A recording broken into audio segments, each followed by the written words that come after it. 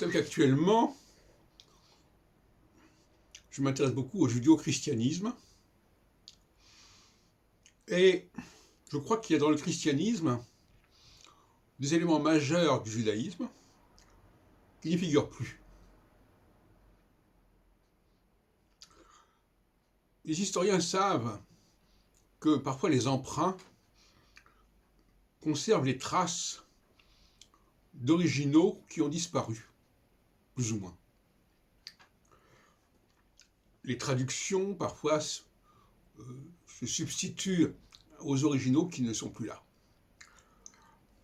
J'ai beaucoup travaillé sur les emprunts depuis une quarantaine d'années, en ce qui concerne le français et l'anglais. On retrouve en anglais, parfois, des tournures qui sont celles de l'ancien français et qui ne sont plus usitées en français moderne.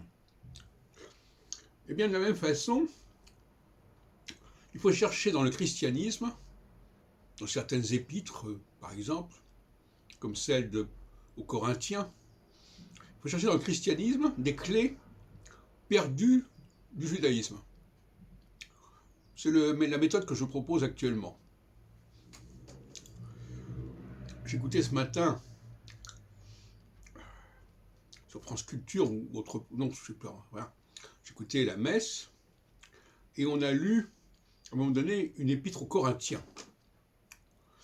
Et il m'a semblé que cette épître aux Corinthiens, j'y reviendrai tout à l'heure dans un texte, parce que l'oral ne suffit pas, cette épître aux Corinthiens nous parle des Juifs, en fait, et de la mission des Juifs. Alors que c'était été récupéré par les chrétiens, c'est une chose, mais récupéré, ça veut dire qu'effectivement, c'était d'abord juif. Et ce sont des formules qu'on ne retrouve pas nécessairement dans les textes juifs. D'abord parce que, comme je l'ai montré, dans l'Ancien Testament, énormément de pièces qui sont d'origine israélite, c'est-à-dire du royaume du Nord, royaume sécessionniste, qui ont été intégrées dans le corpus de l'Ancien Testament.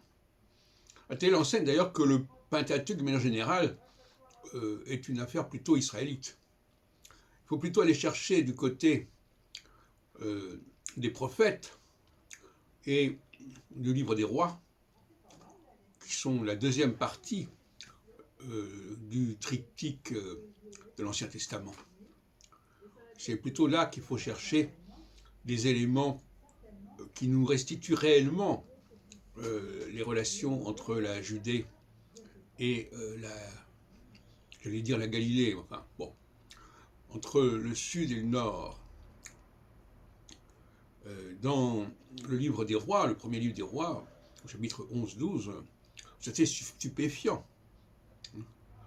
On nous parle véritablement des deux veaux d'or qui sont installés aux deux extrémités du royaume d'Israël.